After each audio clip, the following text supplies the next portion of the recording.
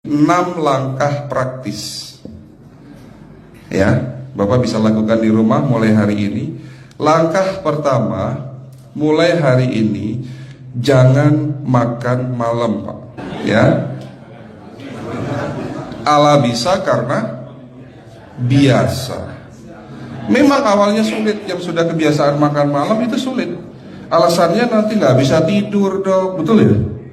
Nanti perutnya kembung, mual dan sebagainya. Itu karena kebiasaan. Dulu pun saya begitu. Tapi kalau sekali-sekali boleh, Pak. Tapi kalau tiap hari ini yang nggak boleh. Betul ya, Pak? Jangan makan berlebihan dan jangan makan malam. Yang kedua, tolong catat. Jangan tidur larut malam, Pak. Batasan tidur jam berapa, Pak? Jam 11 paling telat. Harus sudah tidur. Kenapa? Orang yang tidur di atas jam 11 akan terganggu fungsi livernya, Pak. Dimana liver kita ini fungsinya banyak. Ya, ada 500 fungsi liver loh, Pak. Fungsi jantung ada berapa, Pak? Fungsi jantung 1. Fungsi jantung tugasnya untuk pompa darah. Fungsi ginjal ada berapa? 2. Absorpsi dan filtrasi. Fungsi liver 500 fungsi. Jadi organ yang paling berat dalam tubuh kita kerjanya adalah liver. Liver akan rusak manakala kalau kita tidur di atas jam 11 malam.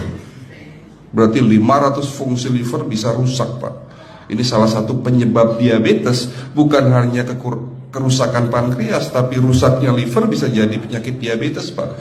Jadi kalau sakit diabetes itu yang terganggu itu sebetulnya bukan hanya pankreasnya, livernya pun rusak, ususnya pun rusak. Orang yang kena liver itu 3 organ ini pasti rusak: usus, liver, dan pankreas. Salah satu penyebab dari kerusakan liver akibat kebiasaan tidur larut malam. Jadi salah satu penyebab diabetes pun bisa karena tidur larut malam. Ya, batasan tidur jam berapa? Sekali lagi, jam 11 harus sudah tidur pulas. Jadi jam 10, setengah 11 paling lambat kita harus tidur pulas. Nanti setelah jam 1 boleh bangun. Yang penting jam 11 sampai jam 1 ini harus tidur pulas. Jadi kalau Bapak mau sholat tahajud jam 2, setengah 3 ya monggo. Ya.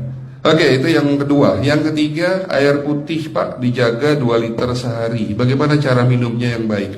Ya, pagi hari minum 1 gelas, bangun tidur 1 gelas air putih.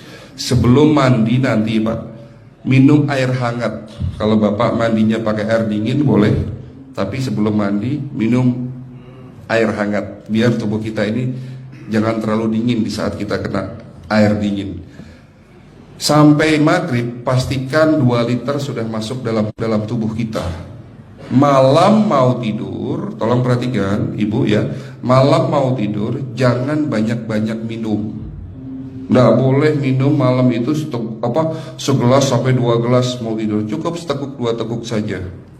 Karena kalau sampai kita minum mau tidur 1 gelas besar, ginjalnya malah rusak, Pak. Ya. Oke, itu yang ketiga. Yang keempat, puasa. Lakukan puasa secara rutin. 5. Dalam tubuhmu ada segumpal daging. Jika segumpal daging itu sakit, akan sakitlah seluruh tubuhmu.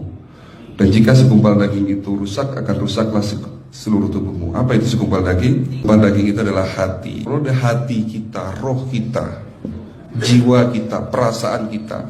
Kalau hati kita rusak, kita banyak penyakit hati, iri, dengki, sombong, takabur, dan sebagainya. Penyakit fisik akan muncul dalam tubuh kita. Ya, tidak ada orang stres itu sehat, betul enggak, Pak? Tidak ada orang yang suka marah-marah itu sehat, betul enggak?